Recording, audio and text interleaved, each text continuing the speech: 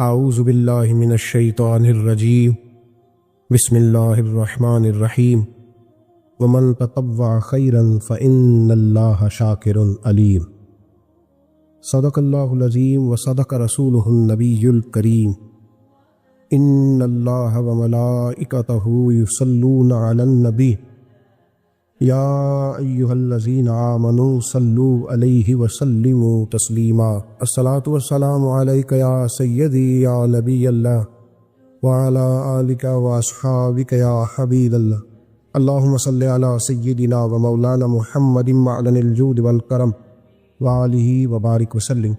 تمام تعریفیں حمد و ثنا اللہ تعالیٰ جل مجدہ الکریم کے لیے، اور ہر قسم کے درود و سلام نبی رحمت، نور مجسم، شفیع معظم، آقا کل، ختم رسول، دانا سبل، احمد مصطفیٰ جناب حضرت محمد مصطفیٰ صلی اللہ تعالی علیہ وسلم کی ذات والا صفات کے لیے حمد و صلات کے بعد فرمایا ومن تطوع خیرا، اگر تم نیکی کرو گے اپنی خوشی کے ساتھ، فإن اللہ شاکر علیم، تو بے شک پھر تم اللہ کو قدر کرنے والا پاؤ، تمہاری قدر ہو، نیکی کرے۔ یہ جو موقع آتے ہیں نا شب برات کے، شب قدر کے، یہ بنیادی طور پر اللہ تعالیٰ کی طرف سے دی ہوا موقع ہوتا ہے کہ چلو تمہیں چانس دیتے ہیں، پابندی کوئی نہیں، لیکن رب کی طرف سے نا موقع ملتا ہے، چلو تمہیں ایک موقع دیتے ہیں، چلو اپنے آپ کو کلیئر کر لو، تمہیں موقع دیتے ہیں۔ یا اللہ کیا کرے، کچھ بھی نہیں، آ کے نا سچے دل سے 2 رکعتیں پڑھ کے توبہ کرو، عرش کا مالک پچھلے سارے معاف کر دے، کچھ بھی نہیں، آؤ موقع ہے۔ ان لوگوں کی باتوں پہ نہ جائیں جو بلا وجہ پریشان کرتے ہیں، ہمیں بھی روز ہی سوال آتے ہیں، دل نہیں کرتا، کچھ باتیں ایسی ہیں جو کرنے کو طبیعت نہیں چاہتی، میں کروں گا بھی نہیں۔ لوگوں کو شب برات کا حوالہ بھی نہیں مل رہا، حالانکہ ترمذی شریف میں حدیث موجود ہے، صحاح ستہ کی روایت ہے، ترمذی میں موجود ہے۔ پہلے کہتے ہیں صحاح ستہ سے دکھاؤ، جب صحاح ستہ سے مل گئی تو اب اور کدھر جانا ہے۔ اور ابن ماجہ میں موجود ہے مولا علی کی روایت، اور ذرا ترتیب دیکھیے گا، یہ ترمذی کی حدیث ہے، اور امام ترمذی نے تو پورا باب باندھا ہے 15ویں شعبان پر، پورا باب۔ اب تمہاری مرضی ہے اگر تم نہیں بات کو سمجھنا چاہتے، لیکن میں نے پہلے بھی کہا تھا، پھر کہتا ہوں، اگر ہمیں کوئی شخص کہتا ہے کہ شب برات کو اٹھ کے نفل نہ پڑھو، تو بھائی نفل ہم نے پڑھنے اللہ کی رضا کے لیے، ہمیں کسی بندے سے ڈگری لینے کی ضرورت نہیں، نہ تو ہمارے اور رب کے درمیان معاذ اللہ کوئی وسیلہ ہے کہ تو کہے گا تو پڑھیں گے، جب دل کرے گا پڑھیں گے، اور جتنے دل کرے گا پڑھیں گے۔ ہم تو نفل کہہ رہے ہیں اس کو، ہم نے کب کہا ضروری ہے جو عشاء پڑھ کے سو جائے، فجر تک سویا رہے، ہم اس کو گناہگار نہیں کہہ رہے، لیکن یہ ضرور کہیں گے کہ گولڈن چانس مس کر دیا اس نے، چانس مس کیا ہے، یہ تو اللہ کی رحمت کا موقع تھا۔ حضرت سیدہ عائشہ صدیقہ رضی اللہ تعالی عنہا ارشاد فرماتی ہیں کہ شعبان کی 15ویں رات تھی، یعنی شب برات کی رات، فرماتی ہیں شعبان کی 15ویں رات تھی، میں نے اچانک نظر ڈالی تو حضور میرے بستر میں تھے، پھر میری نظر پڑی تو حضور نہیں تھے، میرے دل میں گمان آیا، خیال آیا کہ شاید کسی اور زوجہ کی طرف حضور کا میلان تباہ ہو گیا ہو، وہاں تشریف لے گئے ہوں۔ فرماتی میں اٹھی باہر گئی تو نبی کریم علیہ السلام جنت البقیع میں تھے، قریب ایک جگہ پہ حضور دعائیں مانگ رہے تھے۔ فرماتے میں گیا تو حضور فرمانے لگے، ابو بکر کی بیٹی تو نے کیا گمان کیا کہ اللہ کا رسول تیری حق تلفی کرے گا؟ عرض کی حضور آپ مالک ہیں، کہیں اور جانا چاہے تو میری طرف سے پابندی نہیں۔ کہتی ہے وہاں کھڑے کھڑے میرے رسول کریم نے بیان فرمایا، یہ ترمذی کے لفظ ہیں، حضور نے فرمایا عائشہ یہ شعبان کی 15ویں رات ہے، مدینے میں سب سے زیادہ بکریاں بنو کلب کا قبیلہ پالتا تھا، فرمایا آج کی رات بنو کلب کے قبیلے کی بکریوں کی تعداد کے مطابق اللہ میری امت کے لوگوں کی بخشی فرما دے گا۔ یہ وہ رات ہے۔ جناب عائشہ صدیقہ رضی اللہ تعالیٰ عنہ نے بات رات کو سنی تنہائی میں نبی پاک سے، رات کو تنہائی میں حضور سے سنی، سویرے جناب عائشہ نے کل امت کو بتائی۔ اگر یہ بات اہمیت والی نہ ہوتی تو بی بی صاحبہ آگے روایت کرتی، یہ کتابوں میں آتی، یہ لوگوں کو بتاتی۔ حضرت عائشہ نے روایت کیا، اور مولا علی شیر خدا نے تو کھل کے کہا ابن ماجہ میں، حضرت علی سے پیار کرنے والوں کے لیے الگ عنوان، مولا علی نے کھل کے فرمایا شعبان کی 15ویں رات کو رات عبادت کرنا اور سویرے روزہ رکھنا۔ حضرت علی کے لفظ بائی نہیں سیاستہ میں، رات کو عبادت کرنا، دن کو روزہ رکھنا۔ ویسے تو رب کریم ہر روز تہجد کے وقت پہلے آسمان پر نزول اجلال فرماتا ہے، اور لوگوں کو فرماتا ہے کوئی بخشش مانگنے والا؟ اور فرمایا ہر روز تہجد کے وقت یہ اعلان ہوتا ہے، پر شب برات کو نا شروع رات سے اعلان شروع ہو جاتا ہے۔ ادھر دیکھو میری طرف، مغرب سے اعلان شروع ہو جائے گا۔ اللہ کرے آپ کو سمجھ آئے، اللہ کرے آپ کو، اور بھائی یہاں باہر لوٹ سیل لگ جائے، یہاں ابھی سیل لگ جائے، 5,000 والا جوڑا 1,500 میں، تو رش ختم ہوگا۔ اور بھائی اگر یہ لگ جائے، چلو یہ تو دور کی بات ہے نا، ہم تو لنگر والے لوگ ہیں، اگر لنگر کا اعلان ہو جائے یہ بڑا تگڑا ہے، بڑا تگڑا۔ ہمارے یہاں تو شادی کی روٹی کھلتی ہے تو لوگ آخری روٹی سمجھ کے کھاتے ہیں، یہ تو شاید اللہ ماشاءاللہ یہ آخری ہے، اس کے بعد نہ ملے گی۔ جب اعلان ہوتا ہے اور دعوت ہوتی ہے کہ کھلا ہے دکھاؤ، کیا حشر ہوتا ہے، کیا انداز ہے۔ مولا علی شیر خدا حدیث روایت کرتے ہیں، رنگ کیا فرمایا، باقی راتوں میں نا تھوڑا سا پیکج ہوتا ہے، تھوڑا سا، آخری حصے میں رات کے شب برات کو نا رات چڑھتے ہی اللہ پہلے آسمان پر جو اس کی شان کے لائق ہے نزول جلال فرماتا ہے، اور پہلا جملہ یہ فرماتا ہے، اے کوئی معافی مانگنے والا۔ اللہ کرے آپ کو سمجھ آئے، یعنی معافی دینے والا کہہ رہا ہے چلو آؤ آؤ ادھر آؤ، ذرا معافی مانگو، میں معاف کرنے آیا ہوں، مانگو معافی۔ ہے کوئی معافی مانگنے والا، معاف کر دیں گے۔ اور آپ فرماتے ہیں ہے کوئی رزق مانگنے والا، وہ جو بڑی درخواستیں دیتے پھرتے ہیں نا مختلف اداروں میں، وہ ایک درخواست نا کل شب برات والی رات بھی دے۔ اللہ کرے آپ کو سمجھ آئے، وہ جو کہتے ہیں نا بڑی بڑی کمپنیوں میں نے اپلیکیشن جمع کرائی ہے تو کہیں کام نہیں بن رہا، تو نسخہ دے رہا ہوں، ایک ایپلیکیشن کل رات بھی جمع کراؤ، انشاءاللہ کام بن جائے گا۔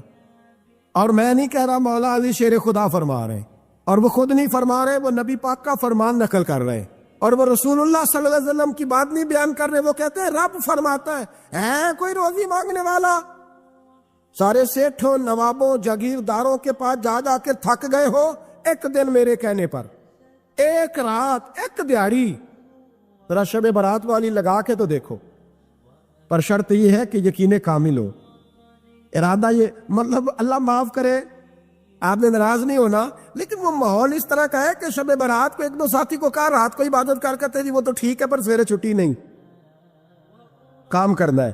یعنی رب کہہ رہا ہے کہ تو آ جا شب برات کی رات، جو مانگے گا وہ تجھے، لیکن یہ ادھر نہیں توجہ کر رہا، یہ کہتا ہے سویرے 10 بجے دکان نہ کھولی تو مشکل ہو جائے گی، دفتر نہ گیا تو حالات آپ دیکھیں ذرا۔ اب جب یقین اس طرح کا ہو تو پھر تو بھائی ساری زندگی اداروں میں درخواستیں دینی ہے، پھر آپ جیسا آپ کا مزاج ہوگا، اللہ تعالیٰ تو بندے کے گمان کے قریب ہے۔ تو میرے رسول پاک علیہ السلام نے ہمیں یہ میسج دیا، پیغام دیا، فرمائے اس رات جو اولاد مانگے گا رب اسے بھی عطا فرمائے گا، اس رات جو اللہ سے بخشش مانگے گا اللہ اسے بھی دے گا، اس رات جو رب کریم سے عزت مانگے گا اللہ اسے بھی عطا کرے گا۔ شارحین نے لکھا اس رات جو رب سے پردہ پوشی مانگے گا اللہ اسے پردہ پوشی بھی عطا کرے، جو جنت کا سوالی ہوگا رب اپنے فضل سے عطا فرمائے۔ کوشش فرمائے، کوشش فرمائے۔ 10 محرم کو ہمارے ہاں لوگ جاتے ہیں قبرستان، وہ کسی حدیث سے ثابت نہیں، میں منع نہیں کر رہا، جائیں 9 محرم کو جائیں، 10 کو جائیں، 11 کو جائیں، 8 کو جائیں، سفر میں جائیں، ربیع الاول میں جائیں، قبرستان میں جب بھی جائیں، منع نہیں ہے، لیکن شب برات والی رات تو خود رسول کریم گئے ہیں نا قبرستان۔ اب جو بات میں نے سمجھانی ہے اس کو سمجھیں، نبی پاک کی والدہ کا مزار نہیں ہے وہاں جنت البقیع میں، حضور کے کوئی بھائی بہن، حضور کیا کرنے گئے؟ امت کی بخشش کے لیے گئے۔ شب برات کی رات لالچی نہ بنے کہ صرف میں نے اپنے لیے روزی مانگنی ہے، کل امت کے لیے مانگے رب کریم سے، مانگے اپنے بھائی کے لیے، مانگے اپنی بہن کے لیے، مانگے اپنے بیٹے کے لیے، مانگے اپنی بیٹی کے لیے، مانگے اللہ کریم سے۔ یہ مانگنے کی رات ہے۔ پچھلی راتی رحمت رب دی کرے بلند آوازہ، بخشش منگن وارے کارن کھلا جے دروازہ، آئے اللہ کی بارگاہ میں اس رات کو کھل کے دعا مانگے۔ قبرستانوں میں نا کچھ قبریں ایسی ہیں کہ جو بتاتی ہیں کہ سالوں بیت گئے ہیں کوئی آیا نہیں،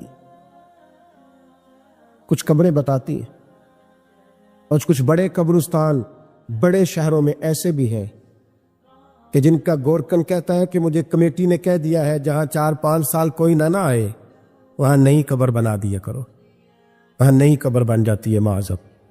او بھائی کچھ ہیں ایسے، کچھ ہیں، یہ جائے نا اکبر بادشاہ یہاں لیٹا ہے لاہور میں، تو شعر لکھا ہوا ہے، بر مزارے ماں غریباں نے گلے پروانہ سوزی نے صدائے بلبلے، فارسی کا مقولہ لکھا ہے اس کی قبر پہ، کہتا ہے میں وہ غریب ہوں، اعلیٰ بادشاہ ہے مقبرے میں لیٹا ہے، کہتا ہے میں وہ غریب ہوں کہ نہ یہاں کوئی پروانہ آتا ہے نہ بلبل آ کے گیت گاتی، کوئی آتا ہی نہیں, کوئی فاتحہ نہیں پڑھتا, کوئی فاتحہ نہیں پڑھتا. او بھائی کئی قبریں ایسی ہیں جن پہ سالوں بیت گئے, کوئی لوٹا نہیں. اور مشکات میں حدیث ہے, میرے نبی کریم علیہ السلام نے فرمایا جو قبر میں ہوتا ہے وہ تو اس آدمی کی طرح ہے جو دریا میں ڈوب رہا ہے اور وہ انتظار کر رہا ہے کہ میرا بیٹا میرے لیے دعا مانگے, میری بیٹی دعا مانگے. پر بیٹے کو تو 27 سال ہو گئے, ملک سے باہر ہے, کاغذ بنے گے تو ابے کی قبر پہ آئے گا نا, اس کے تو کاغذات ہی نہیں مکمل ہو رہے. وہ بیٹے کو تو مشکل ہے بڑی, وہ تو کاغذات نہیں بن رہے. وہ تو دولت کا مطالبہ پورا ہوگا تو جب ہی وہ کام ہوگا نا. انتظار ہو رہا ہے قبروں میں, میرا بیٹا دعا کرے, میرا بھائی دعا کرے. اور اگر بچہ دفن ہے تو وہ کہتا ہے میری ماں دعا کرے, میرا باپ دعا کرے. کوشش کریں شب برات بعد از مغرب یہ رواج پیدا کریں, یہ رسول اللہ کا طریقہ ہے صلی اللہ علیہ وسلم. قبرستان میں جائیں اور جا کر کے وہاں اللہ تبارک و تعالیٰ سے دعا مانگیں کہ یا اللہ جو اس قبرستان میں لیٹے ہیں وہ بھی, اور جو آج تک کلمہ پڑھنے والے دنیا سے گئے وہ بھی, اور جو قیامت تک جائیں گے وہ بھی, اے اللہ تو سب کی بخشش فرما دے. اللہ کی رحمت کو محدود نہ کرے کہ صرف مجھے بخش دے, اسے کہیں یا اللہ کل کی بخشش فرما. ساری امت کے لیے دعا کریں. شب بارات کی رات نفل پڑھیں. ہمارے ہاں محفل ہوتی ہے ہر سال الحمدللہ, بڑے شوق سے, بڑا خوبصورت ہم اہتمام کرتے ہیں. لیکن میں اکثر دوستوں سے کہا کرتا ہوں کہ جن کو اکیلے میں نفل پڑھنے میں مزہ آئے وہ اکیلے میں پڑھیں. کتنی کھلی بات کر رہا ہوں, میں پابند نہیں کر رہا کہ آپ یہاں آئیں گے محفل میں آئیں گے ضروری ہے. بھئی آپ کو اکیلے میں مزہ آتا ہے نا. کچھ لوگ تنہائی میں ہو تو دل زیادہ لگتا ہے, وہ تنہائی میں کریں اللہ اللہ کوئی عرض نہیں. لیکن کچھ ایسے ہیں کہ نعت سنتے ہیں تو دل نرم ہوتا ہے, تقریر سنتے ہیں تو دل نرم ہوتا ہے. تو جن کا اس طرح نرم ہوتا ہے وہ مسجد میں آئے, بات سنیں. کچھ کو سب کے بیچ بیٹھ کے رونا آتا ہے. حضرت سعدی شیرازی فرمایا کرتے تھے کچھ لوگوں کے آنسو مجھے رلا جاتے ہیں. فرماتے کچھ کی آنکھیں دیکھ کے رو پڑتا ہوں, لہٰذا میں جب بھی ذکر کرتا ہوں محفلوں میں بیٹھ کے کرتا ہوں. تنہائیوں میں مجھ سے نہیں ہوتا, تو جس سے نہیں ہوتا وہ آئے نا, مسجد میں آئے, رات عبادت کرے. کل مغرب سے پہلے پہلے کام سمیٹ لے سارے, اور مغرب کے بعد یہ رات شروع ہوگی, مغرب کے بعد ایک چھٹی کر لو اللہ رسول کے لیے. کر لیں گے انشاءاللہ تعالی ایک چھٹی. اور توبہ کی رات ہے یہ, توبہ کرنی. توبہ کس کو کہتے ہیں؟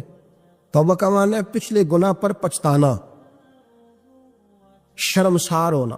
کہتے نہیں اے کاش میں نہ کرتا, اور وہ لفظوں میں نہیں, جملوں میں نہیں, توبہ رٹی رٹائی نہیں, شرمسار ہونا اور آئندہ گناہ نہ کرنے کا پکا ارادہ کرنا, اس کا نام توبہ ہے. دیکھیں اللہ تعالیٰ فضل کرے, میں نے پچھلے سال کہا تھا پھر کہتا ہوں, مسجدوں سے نا شب برات کی رات, شب قدر کی رات چیخوں کی آوازیں آتی ہیں, لوگ اتنا روتے ہیں نا. رونا چاہیے, کم روتے ہیں زیادہ رونا چاہیے. لیکن سوال یہ ہے کہ اتنا زیادہ لوگ شب برات کی رات روتے ہیں, کیا پھر سویرے بددیانتی ختم ہو جاتی ہے؟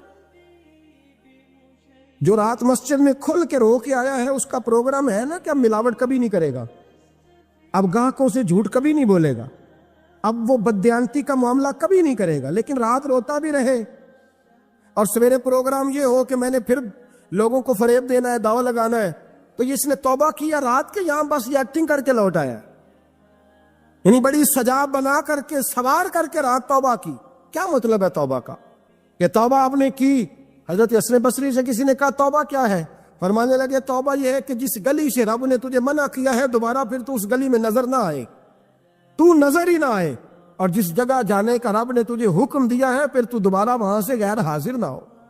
اگر یہ پروگرام ہی نہیں, ارادہ ہی نہیں. بچے ایک دو مجھے کہنے لگے کل حضرت صاحب توبہ کے موضوع پر ہم نے گفتگو کرنی ہے, تو کوئی باپ بتائے کہاں پہ ہے. کچھ بچے شاگرد ہیں, کچھ مسجدوں میں جمعہ پڑھاتے ہیں. ایک نے مجھ سے کہا, تو میں نے کہا بیٹے پہلے مسجد میں جاؤ, 2 نفل پڑھو, توبہ کرو, توبہ کا ارادہ بناؤ. یہ رسم نہیں ہے. وہ ناز خان بھی تو توبہ کر لینا جو شب برات کے دن لوگوں کو توبہ کرانے آیا ہے اور 25,000 کا سودا کر کے آیا ہے. تو آج اس کام سے تو توبہ کرنا, یہ نوٹ پھکوانے سے تو توبہ کرنا. یہ رسم ہے. ساری رات توبہ توبہ توبہ توبہ, یہ کیا معنی ہے اس کا؟ کیا مطلب ہے؟ امام غزالی فرماتے ہیں کہ ایک آدمی بادشاہ کا گارڈ تھا, سپاہی تھا, اس کا پہرے دار تھا, نگرانی کرتا تھا, بڑی وفاداری سے نوکری کرتا رہا. بادشاہ نے اسے تنخواہ کے علاوہ بھی بڑا نوازا. اسے بادشاہ نے بڑے الاؤنسز دیے, بادشاہ نے بڑا کچھ دیا, مکان دیا. کچھ سالوں کے بعد بادشاہ کو پتا چلا کہ یہ میرے لیے نہیں آتا تھا، اس کی تو میری کنیز پر نظر تھی، اس نے تو رات کی ڈیوٹی اس لیے لگوائی تھی کہ کنیز پر نظر تھی۔ تو امام فرماتے ہیں کہ بتاؤ پھر وہ بادشاہ اس کے ساتھ کیا سلوک کرے گا، وہ کیا سلوک کرے گا؟ تو لوگ کہنے لگے حضور لگتا یہ ہے کہ وہ نا 4-5 حصوں میں کاٹ کے تو کتوں کے آگے پھینکے گا۔ آپ فرمانے لگے میرا رب تو بڑا ہی قریب ہے، وہ تو ایسے نہیں کرتا، لیکن بتلاؤ اگر اسے پتا چلے کہ یہ رسم کے لیے آیا ہے، اس کی تو نظر ہی مال پہ ہے، یہ تو سویرے بدلے گا نہیں، یہ تو دھوکہ دے رہا ہے، یہ تو توبہ کرنے آیا ہی نہیں، اس نے تو ڈھونگ رچایا ہے، اسے تو پہلے سے خبر ہے، تو پھر تم کیا امید رکھتے ہو، پھر کیا رویہ رکھتے ہو؟ شب برات کی رات دھاڑے مار مار کے رونا اور صبح اسی طرح دھوکہ دینا، اسی طرح فریب کرنا، اسی طرح جھوٹ بولنا، اسی طرح بددیانتی کرنا، اسی طرح لوگوں کو لوٹنا، تو یہ رسم نہیں ہے توبہ۔ توبہ تو بدل جانے کا نام ہے، توبہ تو پھر سنور جانے کا نام ہے۔ توبہ تو اس طرح ہے جس طرح حضرت ابراہیم ابن ادھم نے کی تھی، وقت کے بادشاہ تھے بادشاہ، جب توبہ کی تو پھر ہر چیز چھوڑ دی، پھر مال لوگوں میں بانٹ دیا اور پھر ٹاٹ کا لباس پہن کر زندگی گزاری۔ لوگوں نے کہا حضور یہ تبدیلی ہے؟ فرمایا تبدیلی نہیں، یہ میری توبہ ہے، یہ میری توبہ ہے۔ جب توبہ کی تو پھر بدل کے کی، جب توبہ کی تو پھر تبدیل کیا آپ نے۔ یہ کیا توبہ ہوئی؟ ساری رات روتے رہے، سویرے دکان پہ جا کے پھر قسم اٹھائی کہ مجھے تو پڑتا ہی 11,000 کا ہے، یہ توبہ ہے؟ تو آپ نے اور میں نے توبہ کرنی ہے تو انشاءاللہ تعالیٰ اس طرح کرنی ہے کہ پھر 15ویں شعبان کو بدل جائے۔ اور مجھے پتا کیوں یہ شب برات کیا لگتا ہے، مجھے کبھی کبھی یوں لگتا ہے کہ رب فرماتا ہے کہ رمضان سے 15 دن پہلے ہی پکی سچی توبہ کر لے، تیاری کر، پاک صاف ہو جا، تاکہ جب رمضان آئے نا تو پھر تجھے پاک ہونے کی ضرورت نہ پڑے، بس پھر تو آتا جائے اور میں تیرے اوپر رحمتیں نچھاور کرتا جاؤ۔ بس تو پہلے ہی تیاری کر، 15 دن پہلے، 14 دن پہلے تیار ہو جا۔ کل رات اپنے آپ کو ذہنی طور پر تیار کریں، بچوں کو تیار کریں، گھروں کو تیار کریں۔ اب جب مہمان آتے ہیں نا بڑا کچھ کرتے ہیں، شب برات آئے تو مصلے ایک دفعہ دھویا کریں، ایک دفعہ مصلے دھویا کریں۔ فرش دھوتے ہیں نا، مہمانوں نے آنا ہے تو ایک کمرے کا فرش دھو کے صاف کریں کہ خواتین نے یہاں ساری رات نماز پڑھنی، یہ ارادے بنائیں۔ جس طرح آپ کہتے ہیں نا رات کو سفر کرنا ہے تو دوپہر میں تھوڑا آرام نہ کر لوں تو کل دوپہر میں آرام کر لیں، تاکہ رات کو رب رب کرنا آسان ہو جائے، اللہ کی بارگاہ میں بیٹھنا آسان ہو جائے۔ مکمل طور پر ذہنی طور پر اپنے آپ کو تیار کریں۔ یہاں بھی محفل ہوگی انشاءاللہ، عشاء کے متصل بعد شروع ہو جائے گی، 12 بجے تک محفل چلے گی، پھر 12 بجے کے بعد نماز تسبیح پڑھی جائے گی، پھر 1 بجے پھر دوبارہ آپ کو اجازت دی جائے گی، کوئی انفرادی طور پر گھنٹہ سوا اپنی الگ سے کوئی عبادت کرنا چاہے تو وہ تب بھی ممکن ہو، جیسے آپ کو موقع بنے۔ میں کہہ چکا ہوں، لیکن وقت ضائع نہ کرنا، گولڈن چانس ہے، اس کو مس نہ کرنا، یہ شب نجات ہے، اس کے ضرور قریب جانا۔ کچھ چیزیں ضروریات ہوتی ہیں اور کچھ چیزیں انسان کا شوق ہوتی، کچھ چیزیں ایسی ہوتی ہیں جو آپ اپنے گھر والوں کو اس لیے فراہم کرتے ہیں کہ ان کی ضرورت ہے، کھانا پینا، رہنے کے لیے مکان دینا، پہننے کے لیے کپڑا دینا، یہ ان کی ضرورت ہے۔ اور کچھ چیزیں آپ اس لیے اپنے گھر والوں کو اور بچوں کو دیتے ہیں کہ جس سے وہ راضی ہو جاتے، وہ خوش ہو جاتے۔ بچے کو کھلونا لا کے دینا اس کی ضرورت نہیں، اس کی خوشی ہے، اس سے وہ خوش ہوتا ہے۔ نبی کریم علیہ الصلاۃ والسلام نے مختصر سے جملوں میں اس حسن کو بیان فرمایا ہے۔ محبوب نے فرمایا ایک دوسرے کو تحفہ دیا کرو، اس سے محبت میں اضافہ ہوگا۔ حالانکہ یہ فرض نہیں ہے، واجب نہیں ہے، ضروری نہیں ہے، لیکن اس سے محبت میں اضافہ ہوتا ہے۔ ماں باپ کپڑا، روٹی، رہنے کے لیے مکان دینا یہ ضرورت ہے، لیکن اگر کسی بیٹے کا دل کرتا ہے کہ وہ خوش بخت ہو جائے، خوش نصیب ہو جائے، تو پھر وہ ماں باپ کو حج بھی کراتا ہے اور عمرہ بھی کراتا ہے۔ حالانکہ یہ اس کے ذمہ نہیں ہے، ماں باپ صاحب استطاعت ہوں گے تو ان پر حج فرض ہوگا، ورنہ ضروری تھوڑی ہے۔ اسی طریقے سے اللہ تعالیٰ نے کچھ چیزیں انسانوں پر فرض کی ہے، وہ ضروری ہے، وہ لازمی ہے۔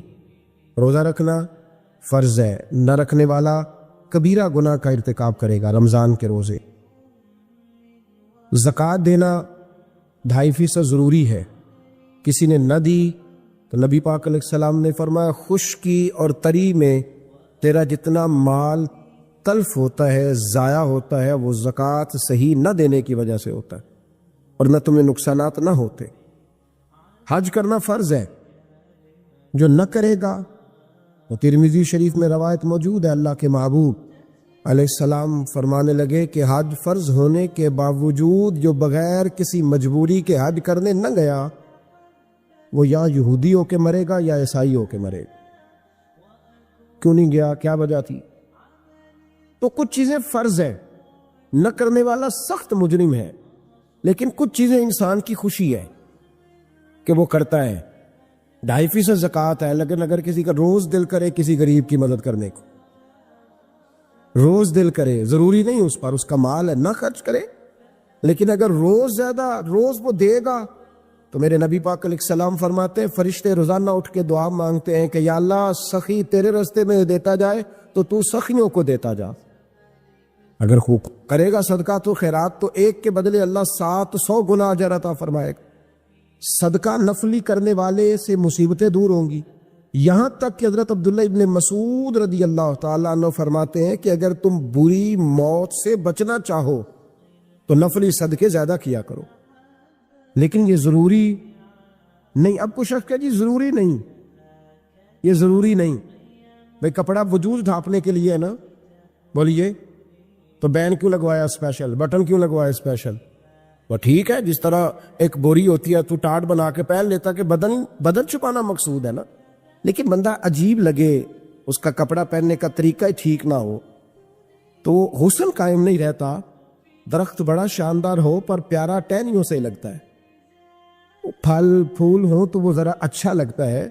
فرض خوبصورت تب بنتے ہیں جب ان کے ساتھ نفل بھی شامل ہو جاتے ہیں، جب کچھ خیر کے کام بھی انسان کرتا ہے۔ قرآن مجید کے دوسرے پارے میں سے جو جملے میں نے قرآن پاک کے تلاوت کیے، رب کریم نے ایک عجیب بات ارشاد فرمائی، باقی نیکیوں کا ثواب بیان کیا جاتا ہے، یہاں اللہ کریم نے فرمایا وَمَن تَطَوَّعَ خَيْرًا، فرمایا جو اپنی خوشی سے نیکی کرے، جو اپنی خوشی سے نیکی، دل کر رہا میرا آج نیکی کرنے کو۔ دیکھیں قرآن مجید کا انداز تربیت، فرمایا وَمَن تَطَوَّعَ خَيْرًا فَإِنَّ اللَّهَ شَاكِرٌ عَلِيمٌ، جو اپنی خوشی سے نیکی کرے گا فَإِنَّ اللَّهَ شَاكِرٌ، تو بے شک وہ رب کو بڑا ہی قدر کرنے والا پائے گا۔ جو خوشی سے نیکی کرے گا باقیوں پہ ثواب ملا، اور جس نے خوشی سے نیکی کی اللہ اس کی قدر کرے گا، اللہ اس کی فَإِنَّ اللَّهَ شَاكِرٌ عَلِيمٌ، اور بے شک وہ اللہ کو قدر کرنے والا اور جاننے والا پائے گا۔ اللہ کو پتہ ہے، یعنی جب آپ نفلی نیکی کریں گے تو اس کی قدر ہوگی، اس کا پیار ہوگا۔ ضروری تو نہیں نا کہ بھائی نے جو دولت کمائی ہے وہ اپنے بھائی کو دے، اس کی اپنی یا نہ دے تو شریعت منع نہیں کرتی، لیکن اگر وہ دے گا تو بھائی احسان مند رہے گا کہ نہیں، خوشی ہوگی کہ نہیں۔ کچھ کام نفلی بھی کرنے چاہیے۔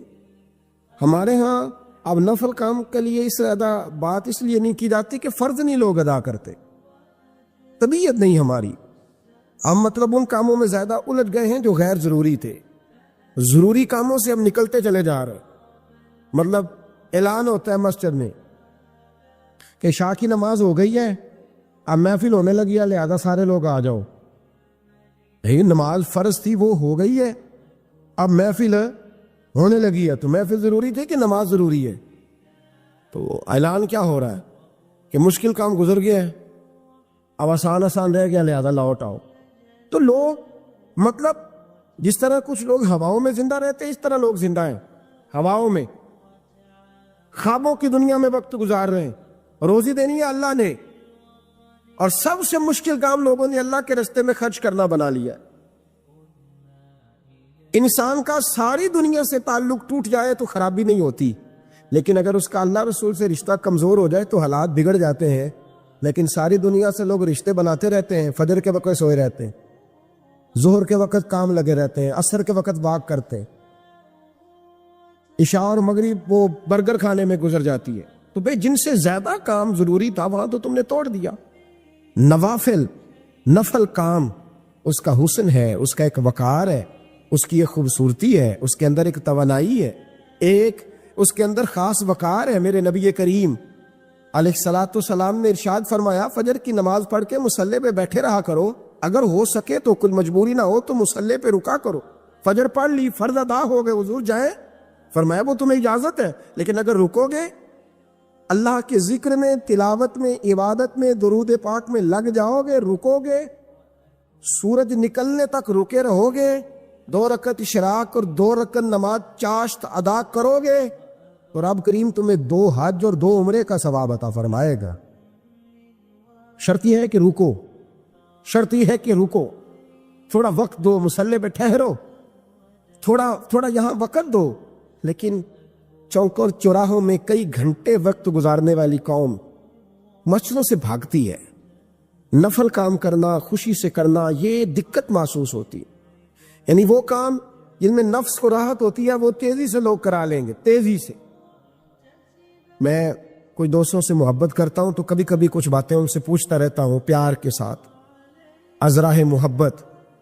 ایک سنگی بڑی دیر کھڑا رہا تصویریں بنانے کے لیے، تو پھر وہ ہم اکٹھے نماز پڑھنے کے لیے ایک جگہ پہ پہنچے تو نماز اس نے اتنی تیزی سے پڑھی کہ میں پوری کوشش کر کے بھی اس کے ساتھ مل نہیں پا رہا تھا، پتہ نہیں وہ کیا پڑھ رہا تھا، اللہ ہی بہتر جانتا ہے۔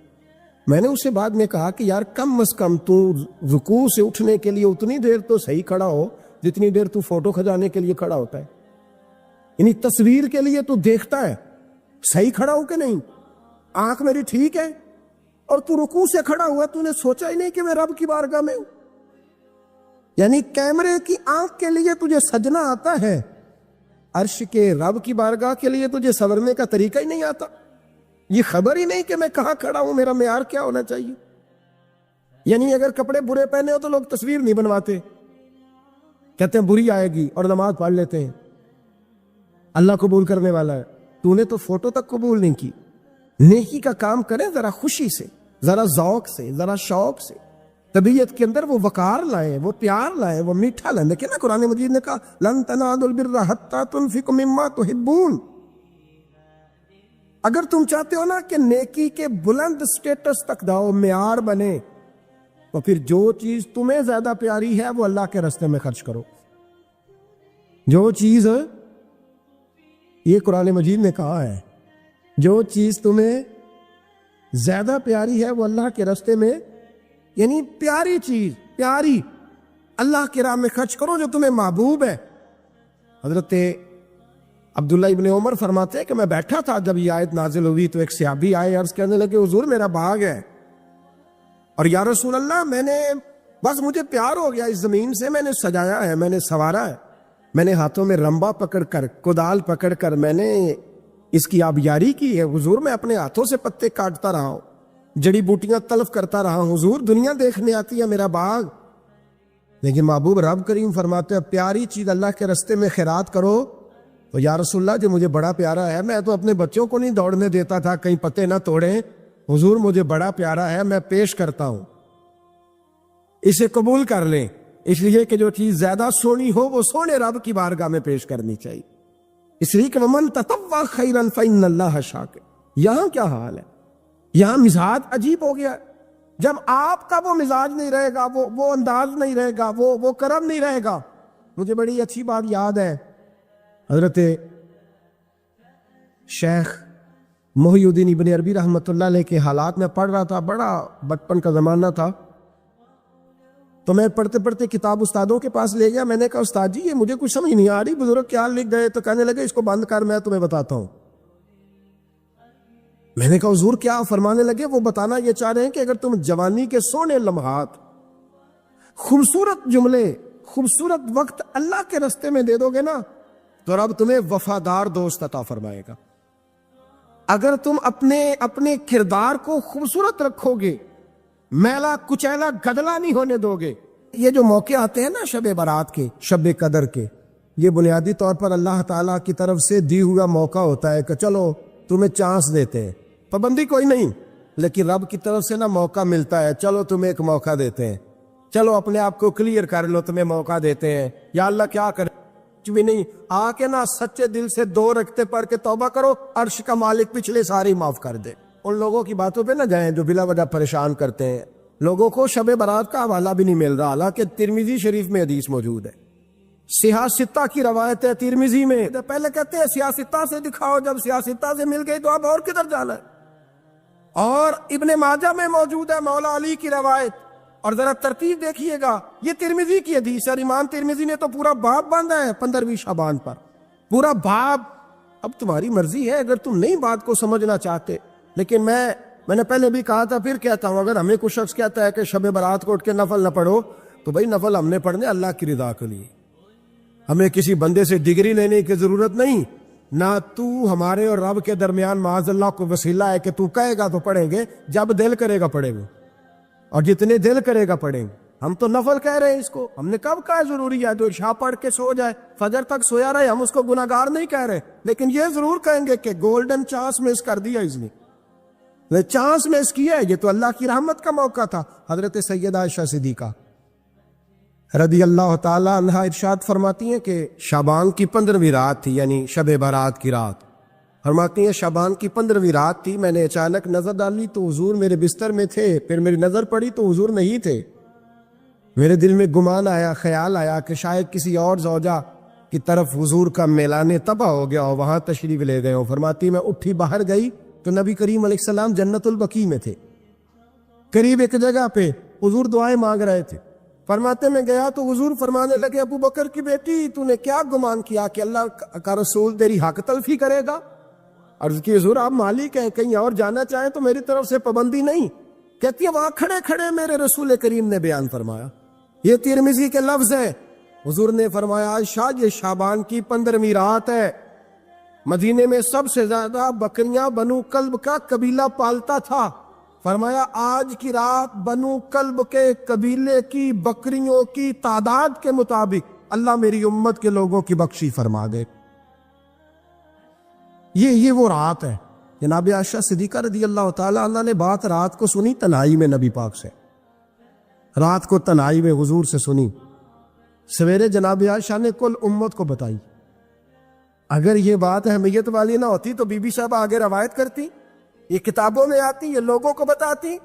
حضرت عائشہ نے روایت کیا اور مولا علی شیر خدا نے تو کھل کے کہا، ابن ماجہ میں حضرت علی سے پیار کرنے والوں کے لیے الگ عنوان، مولا علی نے کھل کے فرمایا شعبان کی 15ویں رات کو رات عبادت کرنا اور سویرے روزہ رکھنا۔ حضرت علی کے لفظ بائی نہیں سیاستہ میں، رات کو عبادت کرنا، دن کو روزہ رکھنا۔ ویسے تو رب کریم ہر روز تہجد کے وقت پہلے آسمان پر نزول اجلال فرماتا ہے اور لوگوں کو فرماتا ہے کوئی بخشش مانگنے والا؟ کیا انداز ہے مولا علی شیر خدا حدیث روایت کرتے، رنگ کیا؟ فرمایا باقی راتوں میں نا تھوڑا سا پیکج ہوتا ہے، تھوڑا سا آخری حصے میں رات کے، شب برات کو نا رات چڑھتے ہی اللہ پہلے آسمان پر جو اس کی شان کے لائق ہے نزول جلال فرماتا ہے، اور پہلا جملہ یہ فرماتا ہے کوئی معافی مانگنے والا؟ اللہ کرے آپ کو سمجھ آئے، یعنی معافی دینے والا کہہ رہا ہے چلو آؤ ادھر آؤ ذرا معافی مانگو، میں معاف کرنے آیا ہوں، مانگو معافی، ہے کوئی معافی مانگنے والا؟ معاف کر دیں گے۔ اور آپ فرماتے ہیں ہے کوئی رزق مانگنے والا؟ وہ جو بڑی درخواستیں دیتے پھرتے ہیں نا مختلف اداروں میں، وہ ایک درخواست نہ اور شب برات والی رات بھی دے۔ اور میں نہیں کہہ رہا مولا علی شیر خدا فرما رہے، اور وہ خود نہیں فرما رہے، وہ نبی پاک کا فرمان نقل کر رہے، اور وہ رسول اللہ صلی اللہ علیہ وسلم کی بات نہیں بیان کر رہے، وہ کہتے ہیں رب فرماتا ہے کوئی روزی مانگنے والا؟ سارے سیٹھوں، نوابوں، جاگیرداروں کے پاس جا کے تھک گئے ہو، ایک دن میرے کہنے پر، ایک رات، ایک دیہڑی ذرا شب برات والی لگا کے تو دیکھو۔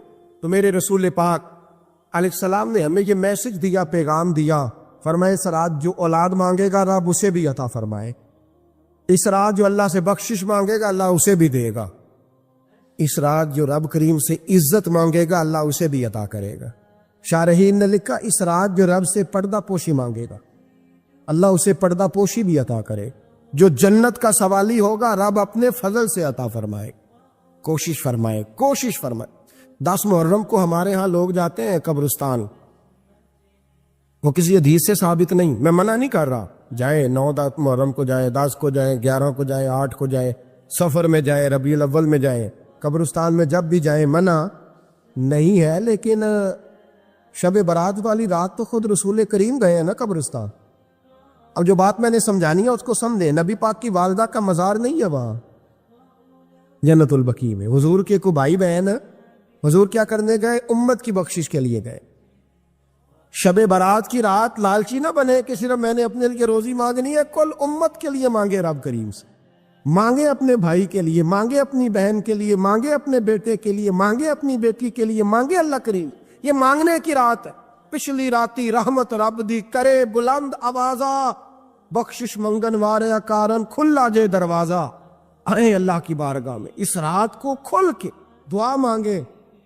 میرے عزیز دوست، کچھ لوگوں نے یہ سمجھ لیا ہے کہ دین صرف نماز روزے کا، حج زکوٰۃ کا، شب برات کی عبادت کا، اس کا نام ہے، حالانکہ ایسا نہیں ہے۔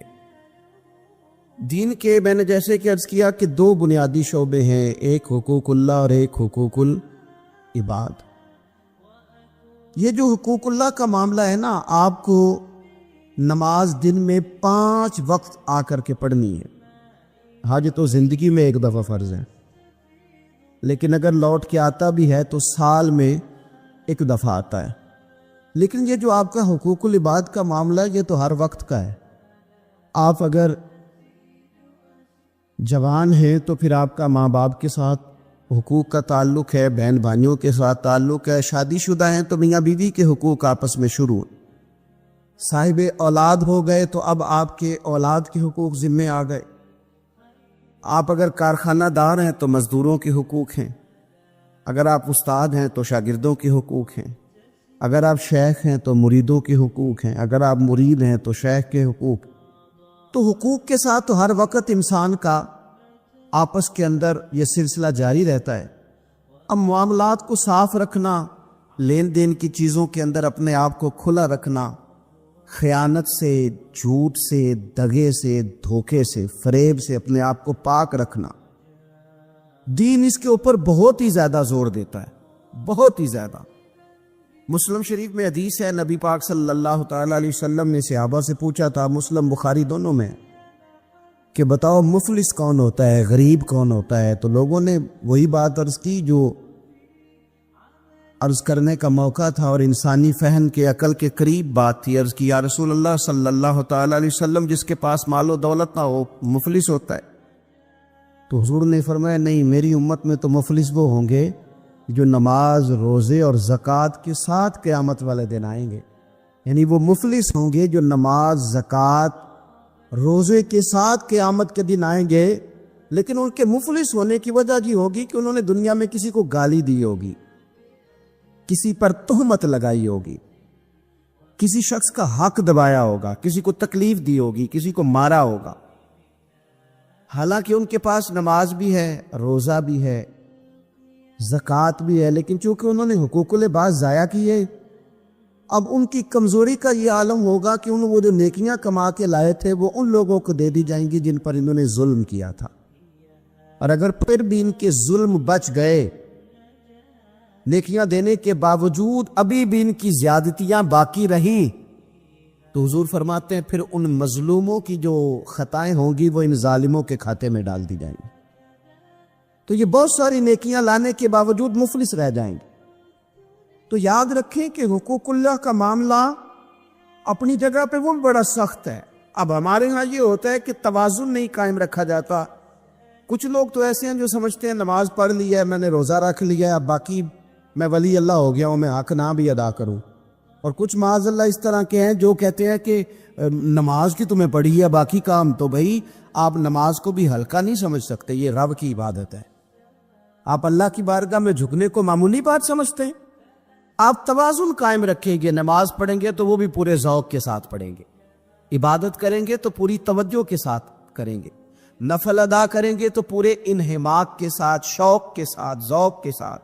قرآن پاک سے آپ مکمل پیار کریں گے، محبت کریں گے، خلوص کے ساتھ پڑھیں گے۔ لیکن حقوق العباد کا معاملہ، اس کا بھی پورا خیال رکھا جائے گا۔ یہ دیکھیں نا، کچھ چیزوں کا تعلق عظمت کے ساتھ ہوتا ہے اور کچھ چیزوں کا تعلق ضرورت کے ساتھ ہوتا ہے۔ اللہ تبارک و تعالیٰ کی جو عبادت ہے وہ اس کی عظمت کے لیے ہے کہ رب عظمتوں والا ہے، وہ حق رکھتا ہے کہ اس کی عبادت کی جائے، اسی ہی کی شان ہے کہ اس کے سامنے جھکا جائے کیونکہ وہ عظمت والا ہے۔ لیکن اللہ کو عبادت کی ضرورت ہے، ساری دنیا کے مرد حضرت جنید بغدادی بن جائیں، باجزید بستامی بن جائیں، ساری دنیا کے مرد نیک پارسا متقی بن جائیں، اور ساری دنیا کی عورتیں رابعہ بصری بن جائیں، تو پھر بھی رب کی شان میں کوئی اضافہ تو نہیں نہ کر سکتے۔ اور سارے مکر جائیں معاذ اللہ کہ ہم نے عبادت نہیں کرنی، تو اس کی شان میں کوئی کمی کر سکتے نہیں۔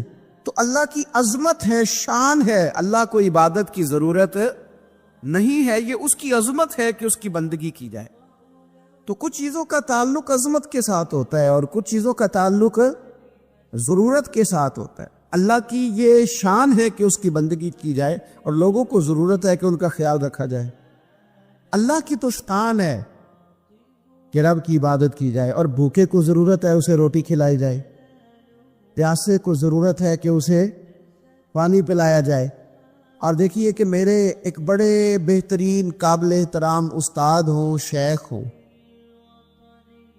ایک طرف وہ مجھے بلا رہے ہوں کہ آ ذرا میری بات سن، اور ایک طرف ایک آدمی بڑا مریض ہے، بیمار ہے، اسے ضرورت ہے کہ میں اسے ہسپتال چھوڑ کے آؤں، تو مجھے کیا کرنا چاہیے؟ وہ جو مر رہا ہے نا اسے ہسپتال پہنچانا چاہیے، اس لیے کہ بزرگوں کی تو عظمت ہے، میں نہ بھی جاؤں گا تو ان کی شان میں کوئی کمی، لیکن اس کو میری ضرورت ہے، یہ ضرورت مجھے پوری کرنی ہے۔ چلے میں بات اور کھولتا ہوں، زیادہ سمجھ میں آ جائے، شاید اس طرح زیادہ سمجھ میں آ جائے۔ ایک بزرگ ہے، انہوں نے وضو تازہ کرنا ہے، ان کو پانی کی ضرورت ہے، اور پانی ایک کٹورے میں ہی ہے، صرف ایک برتن میں پانی، انہوں نے وضو تازہ کرنا ہے، اور قریب ایک شخص ہے جو پیاس سے مر رہا ہے۔ بزرگ آواز دیتے ہیں کہ میاں آنا ذرا وضو کرانا، اور وہ کہہ رہا ہے یار میں مر جاؤں گا چند قطرے نہ ملے۔ اب شریعت کا حکم یہ ہے کہ وضو نہیں کرانا، پیاسے کو پانی پلانا ہے۔ یہ آپ بات کو سمجھیں۔ اب ذرا بخاری مسلم کی وہ حدیث سنیں کہ نبی پاک صلی اللہ تعالی علیہ وسلم فرماتے ہیں قیامت کے دن رب فرمائے گا ایک بندے سے کہ میں بھوکا تھا تو نے مجھے روٹی کیوں نہیں کھلائی؟ رب فرماتا ہے کہ میں پیاسا تھا تو نے پانی نہیں پلایا، کپڑے لے کے تو آیا ہی نہیں، مجھے کپڑے پہنانے چاہیے تھے۔ تو بندہ عرض کرے گا مالک تو کھانے سے، پینے سے، پہننے سے پاک ہے۔ تو رب فرمائے گا وہ جو تیرے پڑوس میں بندہ بھوکا تھا تو بندہ تو میرا ہی تھا نا، وہ جو تیرے جاننے والوں میں آدمی پیاسا تھا تو وہ تھا تو میرا ہی بندہ۔ بھائی غور کریں گے آپ بات پر، آپ حقوق العباد کا جو مسئلہ ہے نا اس کو آپ سمجھیں۔ ہم لوگوں نے سمجھ لیا کہ بس ٹھیک ہے کھل کے میں حاجی صاحب کہلاؤں، کھل کے میں صوفی صاحب کہلاؤں، مجھے لوگ معلم کہیں، مجھے لوگ صاحب تقویٰ کہیں، اور مجھ سے لوگ ڈگری لے، میں لکھ کے دوں تو کوئی نیک ہوگا، میں لکھ کے دوں تو کوئی نمازی ہوگا۔ یوں نہ کر، رب کے بندے ہیں، ان سے پیار کرنا سیکھ، اللہ کی مخلوق کے بارے میں اپنا رویہ نرم کر، اپنے معاملات کو صاف کرے، لین دین کے معاملات کو کلیئر رکھے۔ لا تاکلوا اموالکم بینکم بالباطل، ایک دوسرے کا مال باطل طریقے سے نہیں کھانا۔ تیری نماز تجھے روک دے، تو نماز پڑھ کے نکلے تو خیال آئے کہ میں نے جھوٹ نہیں بولنا، تیری نماز تجھے روک دے کہ میں نے لقمہ حرام اپنے قریب نہیں آنے دینا۔ امام اعظم ابو حنیفہ 40 سال اگر ساری رات کھڑے رہ کے نماز پڑھتے رہے ہیں نا، تو امام صاحب کا یہ عبادت کا ماحول بھی تھا، لیکن اگر ان کے پارٹنر نے کپڑا بیچتے وقت کسی کو نقص والا کپڑا بیچ دیا ہے نا، اور وہ پیسے لے کے آئے، تو امام صاحب نے وہ رقم بھی استعمال نہیں کی، وہ بھی ساری اللہ کے راستے میں خیرات کر دی۔ معاملات کے بارے میں وہ لوگ بڑے سنجیدہ تھے، غیر سنجیدہ نہیں تھے کہ جناب کوئی نہیں چل جاتا ہے، خیر صلی اللہ۔ رزق کا جب تک آپ کا معاملہ صاف نہیں ہوتا، رزق کا مسئلہ جب تک ٹھیک نہیں ہوتا، تب تک تو دعائیں قبول نہیں ہوتی، نماز میں لذت نہیں آتی۔ نبی پاک صلی اللہ علیہ وسلم نے فرمایا پراگندہ حالت ہو، پھٹا پرانا لباس ہو، اور انسان بکھرے بالوں سے تڑپ کے بھی دعا مانگے، اس کی دعا اس لیے قبول نہیں ہوتی کہ اس نے جو کپڑے پہنے ہیں وہ حرام پیسوں کے، جو روٹی کھائی ہے وہ کسی کا مال لوٹ کے کھائی ہے، جو پیا ہے وہ کسی مسکین کا مال کھا پی گیا، اس کی دعا کیسے قبول ہوگی؟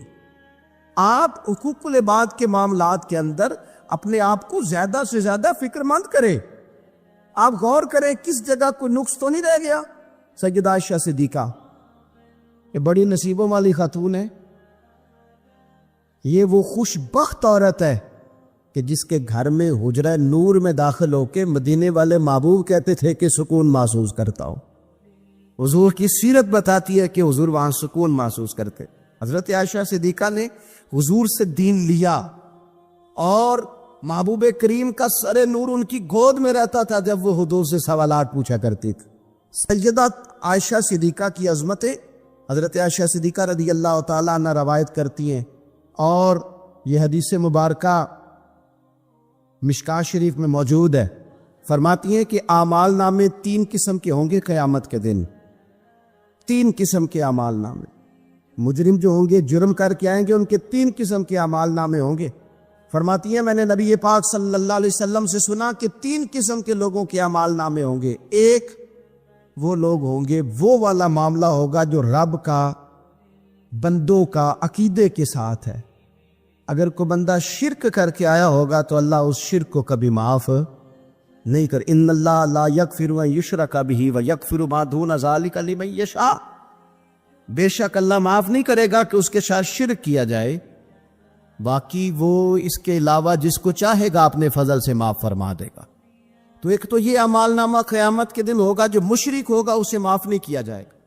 اور دوسرا سیدہ عائشہ صدیقہ رضی اللہ تعالیٰ عنہ فرماتی ہیں کہ نبی پاک علیہ السلام نے فرمایا ایک معاملہ حقوق العباد کا، بندوں کا بندوں کے ساتھ معاملہ. کسی نے کسی کی ذلت کر دی، رسوائی کر دی، مال دبا لیا، تانا دیا، تکلیف دی. فرمایا یہ دوسرا اعمال نامہ ہے، یہ بھی رب اتنی دیر تک معاف نہیں کرے گا جب تک بندہ بندے کو معاف نہیں کرے گا، یہ معاف نہیں کیا جائے گا. اور تیسرا فرمایا معاملہ اللہ اور بندوں کا ہے، عبادت کا معاملہ ہے، نماز کا معاملہ ہے، روزے کا معاملہ ہے.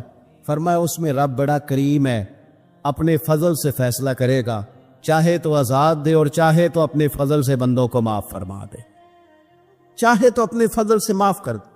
3 قسم کے معاملات قیامت میں ہوں گے. حقوق العباد کے معاملے کو درمیان میں بیان کیا گیا. ہم نہ جذبات کا، احساسات کا خیال رکھنا چھوڑتے جا رہے ہیں. مجھے اپنی روٹی عزیز ہے، میں باہر سے آیا ہوں اور میں نے آ کے گھر کے اندر تلخ باتیں شروع کر دی، سخت جملے کسنا شروع کر دیے کہ میں باہر سے آیا ہوں، میرے لیے کھانا نہیں پکا. میں نے یہ دیکھا ہی نہیں کہ شاید پکانے والا بیمار ہی نہ ہو، یہ میں نے پوچھا ہی نہیں کہ جو گھر کے اندر تھا وہ کسی تکلیف میں نہ ہو. میں نے یہ احساس ہی پیدا نہیں کیا کہ میں نے بڑی سخت باتیں اپنی والدہ سے کر دی، اپنی اہلیہ سے کر دی، اپنی بہن سے، اپنے والد سے کر دی، لیکن ان کے بارے میں نے یہ تصور ہی نہیں کیا کہ احساسات کس قسم کے ان کے ہوں گے. حقوق العباد کے مسئلے میں نا ہم لاپرواہ ہو گئے، لاپرواہ. حقوق العباد کے معاملے میں اپنے آپ کو سمجھائے، قائل کرے، نماز ذوق سے پڑھے، نماز شوق سے پڑھے، نماز توجہ سے پڑھے، اسے کبھی ہلکا نہ جانے. لیکن یاد رکھ لیں نماز میرا اور رب کا معاملہ ہے، رب کا اور میرا معاملہ ہے. ہو سکتا ہے وہ اس معاملے میں معافی دے دے، لیکن جس کو اس نے میری ماں بنایا ہے نا، اس نے کہا ہے میں نے تیری جنت تیرے ماں کے قدموں کے نیچے رکھی ہے. اس کو میرا باپ بنایا ہے، اس کے تعلق سے مجھے حساس ہونا چاہیے، مجھے اپنے دوستوں کے تعلق سے احساس ہونا چاہیے. ہم دائیں بائیں احساس ہیں اور بڑی بڑی لمبی باتیں کرتے ہیں، بڑی بڑی لمبی بڑی بڑی کہانیاں. کچھ لوگ تو ایسے پکے نمازی ہیں کہ وہ کسی اور کو نمازی ماننے کو تیار ہی نہیں. ایسے پکے حاجی ہیں کہ دنیا میں ذرا بڑی حاجی ہے، دوسرا کوئی ہے نہیں. کچھ مطلب میں اس طرح کے لوگوں کو میں ذمہ داری سے کہہ رہا ہوں جی، میں میری طرح کے مولوی کہتے ہیں فلانا بندہ بے شرع ہے. جی آپ باشرع ہیں؟ کہتے ہاں میں نے داڑھی تو رکھی ہوئی ہے نا. داڑھی کا نام ہی صرف شرع نہیں، سچ بولنے کا نام بھی شرع ہے، حلال کھانا بھی شرع ہے، حقوق العباد کا لحاظ کرنا بھی شرع. یہ کیا بات ہوئی کہ آپ نے 2 4 5 چیزوں کو آپ نے اپنا لیا رکھا، میں دیندار ہوں باقی سارے بے دین ہیں. آپ سجن ٹر گئے، رونق ٹر گئی،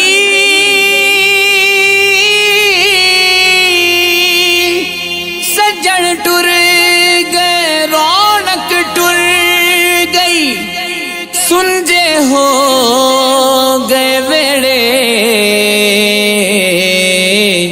آجا سجنا یاد کراں میں،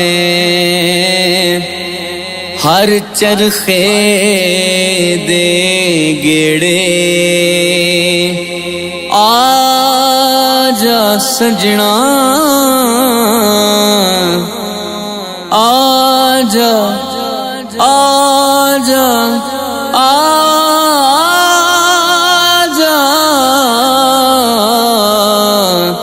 आजा सजना याद करां मैं हर चरखे दे गेड़े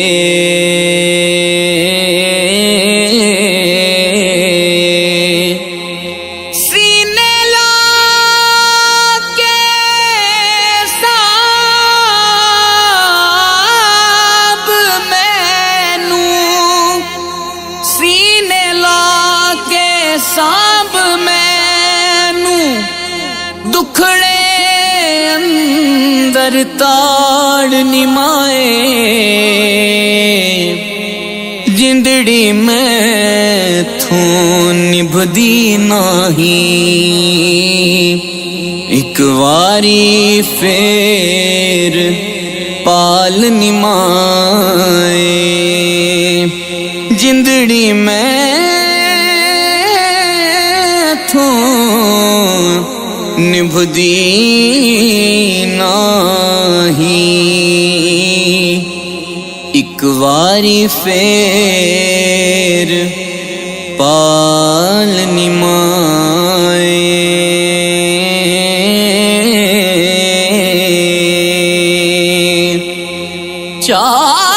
चार दिनां दा अड्डी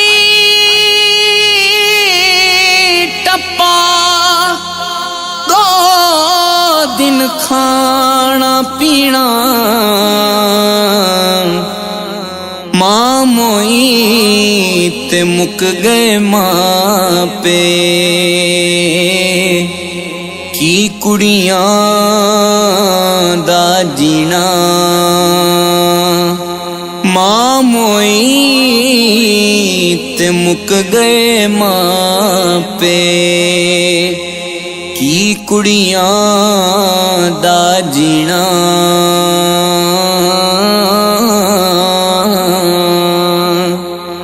बाप मरे सिर नंगा होवे वीर मरण कंड खाली मावा बाज मुहम्मद बख्शा कौन करे रखवाली मावा बाज मुहम्मद बख्शा कौन करे रखवाली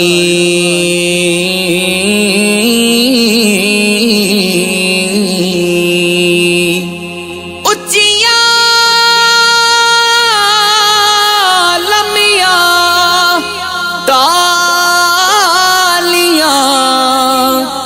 घणियां जिन्हां दिया छा हर एक चीज बाजारों लभदी पर नहीं लभदियां मावां हर एक चीज बाजारों लभदी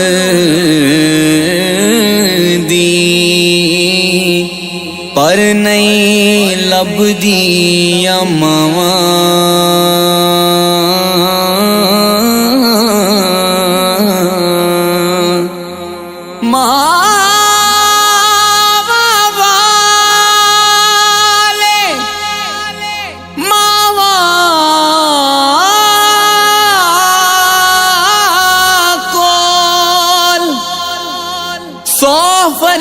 फरियाद ले जावण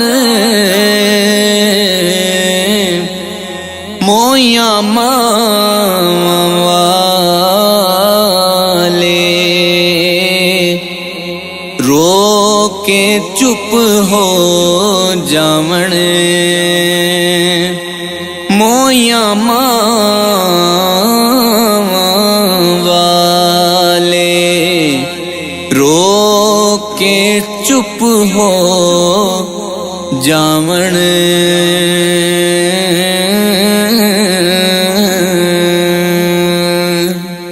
قول کا خیال کرے, حقوق العباد کے تعلق سے ذمہ داریوں کا احساس کرے اور بڑی جلدی آپ چیزوں کو سمجھیں. میں یہ کرنا چاہ رہا تھا کہ آپ کو ہر آدمی کا احساس کرنا ہے, ہر آدمی, اور حقوق العباد کے تعلق سے آپ کو چیزوں کو سمجھنا ہے, اس پر آپ کو غور کرنا. اب سنگی یہاں میں خانقاہی آدمی ہوں, دوست یہاں آتے ہیں, کچھ دوست مجھے ایسے بھی آ کے کہتے ہیں کہ سب ایک ہفتہ آپ کے ساتھ رہنا ہے. میں کہتا ہوں بات آپ کی ٹھیک ہے, لیکن میرے بزرگ فرمایا کرتے تھے کہ کسی کو بھی رکھنا ہے تو پہلے اس کے گھر کے حالات کا جائزہ لے کے رکھنا ہے.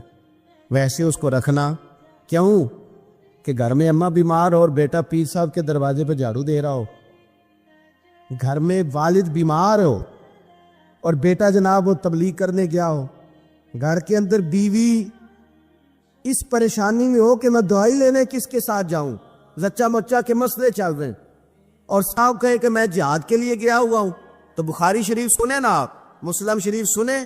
نبی پاک صلی اللہ تعالی علیہ وسلم نے فرمایا کسی عورت کے لیے کسی مرد کے پاس تنہا جانا اتنی دیر تک جائز نہیں جب تک اس کا اپنا محرم ساتھ نہ ہو. یعنی وہ ڈاکٹر کے پاس بھی اندر اکیلے جائے گی تو اپنا محرم ساتھ لے کے, بھائی ہو, بیٹا ہو, شوہر ہو, کوئی ہو, جائز نہیں.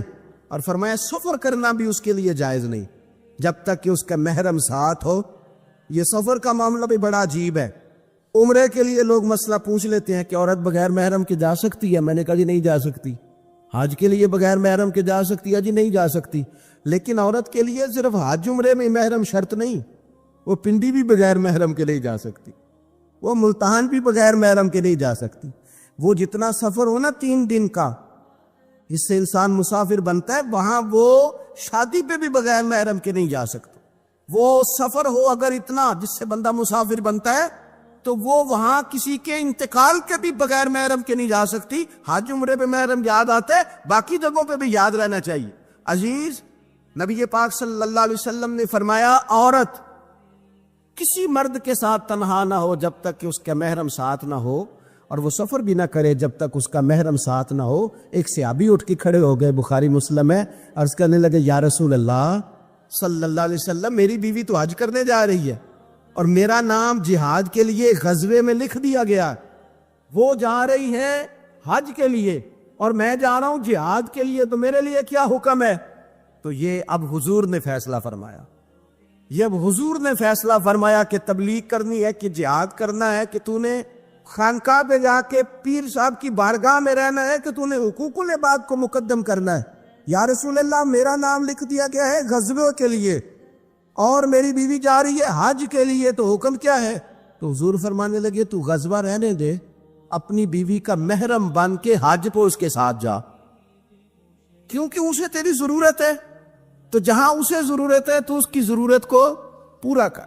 تو اسلام نے ہمیں شب برات پہ آپ صرف کیا معافی مانگیں گے کہ یا اللہ جو نماز نو پڑھی اس کی معافی دے, تو وہ بھی مانگنی ہے آپ کو, 100% مانگنی ہے. آئندہ سے نمازیں پوری کرنے کا عہد کرنا ہے. لیکن میرے بھائی جو آپ نے حقوق العباد ضائع کیے ہیں ان کی بھی آپ کو معافی مانگنی ہے, اور سامنے والے سے معافی لینی ہے راضی کر کے, بندوق کے زور پہ نہیں. کیا آپ ٹیلی فون کر کے کہیں میں نے میسج لکھا تھا تو آپ نے جواب کیوں نہیں دیا, رپلائی کیوں نہیں کیا, آپ کہیں میں نے معاف کیا. بھائی آپ بندوق کے زور پہ معافی لیں گے, آپ راضی کریں. جب کسی سے معافی لی جاتی ہے تو اسے راضی کیا جاتا ہے, کہا جاتا ہے کہ اس جگہ میری غلطی تھی, میں تجھ سے معافی مانگتا ہوں. تو حقوق العباد کا جو مسئلہ نہ دیکھے, میرے نبی پاک علیہ السلام کی حدیث موجود ہے ترغیب و ترہیب کے اندر. ایک شخص نے آ کے عرض کی یا رسول اللہ صلی اللہ تعالی علیہ وسلم, میں جہاد پہ جانا چاہتا ہوں پر طاقت نہیں رکھتا, کمزور ہوں. حضور نے فرمایا ماں باپ میں سے کوئی ہے؟ بلے شاہ تو آسمانی اڈدیاں پڑھنا ہے, جیڑا گھر بیٹھا انہوں پڑھیا ہی نہیں. ماں باپ میں سے کوئی ہے؟ یا رسول اللہ میری والدہ زندہ ہے. تو نبی پاک علیہ السلام نے فرمایا گھر جا کے اس کی خدمت کر. اس نے خالی جہاد کا پوچھا تھا, جہاد کا. حضور نے 3 باتیں ارشاد فرمائی. ماں زندہ ہے, حضور زندہ ہے, فرمایا گھر جا کے اس کی خدمت کر, اللہ اس کی خدمت پر حج کا ثواب بھی دے گا, عمرے کا ثواب بھی دے گا, اور جہاد کا اجر بھی عطا فرمائے گا. تو نے ایک بات پوچھی ہے، تجھے 3 چیزوں کا ثواب ملے گا، شرط یہ ہے کہ ماں کے قدموں سے جڑ جا کے اسے راضی کر، جا اس کی نوکری کر، جا کے ماں کی خدمت کر، اس کے پاس بیٹھ، اس کے دل کو مطمئن کرنے والا وقت اسے دے۔ تو یہ آپ خالی نماز پر اکتفا نہیں کریں گے، آپ حقوق العباد کا بھی پورا لحاظ کریں گے، پورا آپ حقوق العباد کا لحاظ کریں گے۔ حقوق العباد ہر جگہ آپ کی ذمہ، آپ کے شیخ کے بھی حقوق ہیں، استاد کے بھی حقوق۔ یہ کیا بات ہوئی کہ مان بھی لیا، کہہ بھی لیا، غلامی کر بھی لی، دعویٰ بھی کر لیا، اور پھر کیا بات ہوئی؟ پیار بھی کرنا اور کچا کرنا اور تھوڑا کرنا، اور یہ کہ پھر اس میں کمزور پڑنا، اور پھر اس کے اندر جو ہے وہ اس طرح کر کے کمزوری لانا۔ یہ کوئی آئین وفاداری نہیں ہے، یہ کوئی طریقہ پھر درست نہیں ہے۔ تو حقوق العباد جہاں آپ کا تعلق ہے، جہاں اس تعلق میں آپ غور کریں گے کہ آپ کے معاملہ دیکھیں۔ اسلام کے اندر کتنا تڑپ کے جاتے ہیں ہم کعبۃ اللہ کی زیارت کریں، کتنی تڑپ ہوتی ہے اللہ کا گھر دیکھنا ہے، حضور کی بارگاہ عالی مرتبت میں حاضری دینی ہے، مدینہ طیبہ حاضر ہونا ہے، کتنی بڑی فضیلت ہے۔ لیکن آپ کو پتہ ہے کتنی برکت والی جگہ ہے بیت اللہ شریف؟ طواف کے پھیرے 7 ہیں، لیکن ان میں حجر اسود کا بوسہ ایک ہے۔ حجر اسود کا بوسہ ایک دفعہ لے لو تو کافی ہے۔ کمال یہ ہے کہ صرف ایک ہی نہیں ہے، بھی کوئی نہیں۔ اگر رش زیادہ ہے نا، تم دور سے اشارہ ہی کر لو۔ کس لیے؟ اتنی دور سے چل کے آئے ہیں تو اب بھی حجر اسود کو نہ چومیں؟ تو ہمیں حکم دے دیا گیا کہ شوق تمہارا اپنی جگہ پر، تم اکیلے تو نہیں نہ آئے، بوڑھے بھی آئے ہیں، بیمار بھی آئے ہیں۔ دیکھیں ایک حدیث حضور صلی اللہ علیہ وسلم نے فرمایا کہ میرا دل کرتا ہے کہ میں کسی جوان سے کہوں کہ وہ عشاء کی جماعت کرائے، اور میں جوانوں سے کہوں کہ وہ لکڑیاں جمع کریں، اور جو لوگ نماز پڑھنے نہیں آئے میرا دل کرتا ہے ان کے گھر جلا دو۔ اتنا سخت تاکیدی حکم جماعت کے لیے بیان کیا۔ لیکن یہ بھی بیان کر دیا کہ اگر تم نے کچا لہسن کھایا، پیاز کھایا، مولی کھا لیا، تمہارے منہ سے بدبو آتی ہے یا تمہارے جسم سے کسی وجہ سے بدبو آتی ہے تو مسجد نہ آنا، نمازیوں کو تکلیف ہوگی۔ اللہ کرے آپ سمجھے، جماعت کا حکم اپنی جگہ پہ تاکید کے ساتھ ہے، لیکن آ کے کسی نمازی کو تکلیف دینے کی پھر بھی اجازت نہیں ہے۔ یعنی جس مسجد میں کچا لہسن، پیاز، یہ چیزیں کھانی حرام تو نہیں نا، جائز ہے نا، لیکن تیرے منہ کی بدبو سے کسی کو تکلیف ہوگی تو تجھے کہا گیا کہ مسجد میں آ کے نمازی کو تکلیف نہ دے۔ لیکن تو نے وہ اس چیز پر قیاس ہی نہیں کیا، تو نے لفظوں سے تکلیف دے دی، جملوں سے تکلیف دے دی، باتیں کسنی، ایسے سلام پھیر کے بندہ پیچھے ہٹا ہے، پتہ نہیں کیا مجبوری ہے اس کو، تو ایک سامنے روک لیا، کہتا تیرے بڑی کال ہے، اتنی جلدی تھی تو آیا کیوں تھا؟ بھائی پوچھ تو لینا اسے، خدا جانے کیا مجبوری ہے، وہ آ گیا، نماز پڑھ لی، اب کیا مسئلہ کیا جا سکتا ہے؟ اس طرح نہ کرے۔ وہ کسی نے کہا تھا میرا اس شہر عداوت میں بسیرا ہے جہاں لوگ سجدوں میں بھی لوگوں کا برا سوچتے ہیں، لوگ سجدوں میں بھی لوگوں کا برا سوچتے ہیں۔ تو آپ کے جو حقوق العباد کے معاملات ہیں اس میں صرف نماز روزے کی گواہی ہی قابل قبول نہیں ہے، حقوق العباد کا مسئلہ بڑا ضروری ہے۔ آپ کے لین دین کے معاملات کس طرح کے ہیں، یہ معاملہ بڑا